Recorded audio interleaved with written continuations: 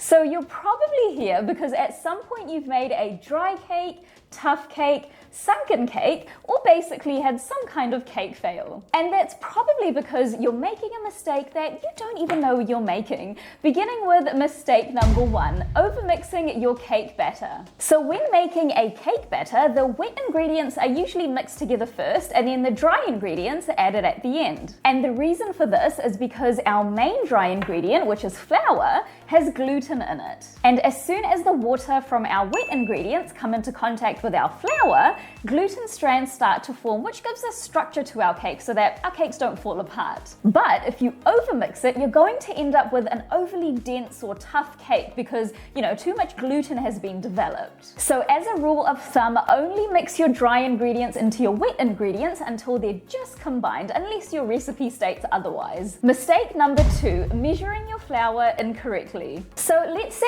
you need a cup of flour, which is approximately 120 grams. Now, if you're using a kitchen scale, then, you're good to go. But if you're using a cup, then chances are that, you're getting your flour, taking your cup and, going straight into your flour bag.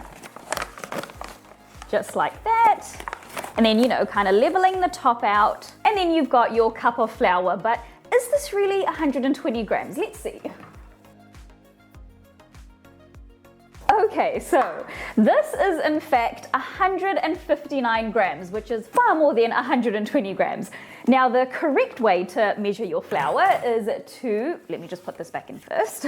So grab your cup, and what you want to do is you want to fluff up the top of your flour first. So what I like to do is just grab, some in my cup, and then I'm kind of just like pouring it back in.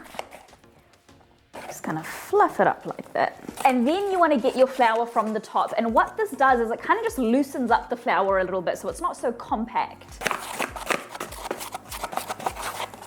And then just kind of leveling it out. Okay, so now let's weigh this. And that is 127 grams, so much closer to what we want. And why is this important? Because too much flour means a dry or dense cake. Mistake number 3, using baking powder or baking soda that is expired. So baking soda and baking powder help our cakes rise, which give us a nice, light and fluffy cake. But if they're expired, you're going to end up with a dense cake. So to check if your baking soda is still working, add a little bit of vinegar or some kind of acid to it. And if it bubbles up rapidly, then you're good to go. For baking powder, pour a little hot water on it, and if it bubbles rapidly, it's good to use.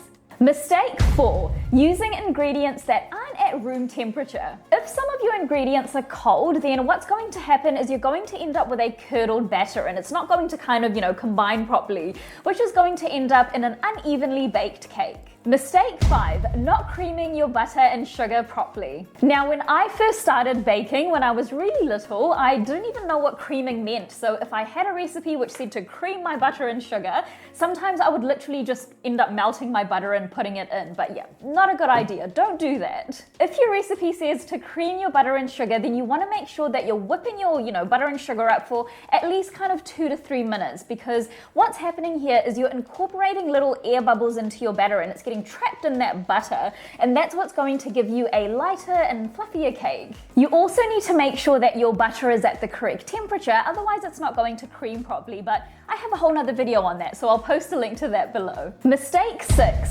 opening your oven door too early, which can result in a sunken cake. Now, cakes are very delicate things while they're baking in the oven, and if you open the oven door too early, what happens is a whole lot of cold air rushes into the oven and it disrupts all those little air bubbles which we've worked hard to create in our batter. And what happens is, it sinks. So you end up with this kind of little, hole in the middle of your cake, which you really don't want. As a rule of thumb, don't check your cake until at least 3/4 of the stated cooking time in your recipe has passed. Mistake 7, not preparing your cake tin properly. If you don't line or grease and flour your cake tin properly, you're going to end up with a cake which is not going to, release as easily from your cake tin, which is the worst after you've just spent a whole lot of time, preparing this beautiful cake batter. Mistake 8, letting your cake batter sit for too long before putting it into the oven. So cakes rise because of the chemical reaction that, our baking powder and our baking soda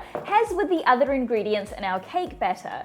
But the problem is these chemical reactions only last for a certain amount of time. So if you wait for too long before putting your cake into the oven, these, rising agents aren't going to do its thing. So you're going to end up, in a more dense or even fallen cake. Mistake 9, substituting ingredients incorrectly. So baking a cake is like a science, and there's a special reason why you've got certain ingredients and, the specific quantities of them as well, which makes swapping and changing these ingredients not as simple as, say, making dinner. If you need to substitute an ingredient, first make sure that the substitute is, appropriate, and a quick Google search will help with this. And make sure you're substituting the right amount. So, for example, you can't just substitute 1 teaspoon of baking powder with 1 teaspoon of baking soda, because baking soda is much, much stronger than baking powder, and so you're going to need less of it. And baking soda also requires an acid to activate it, so if you don't have an acid in your cake batter, then your baking soda is not going to activate, and you're going to end up with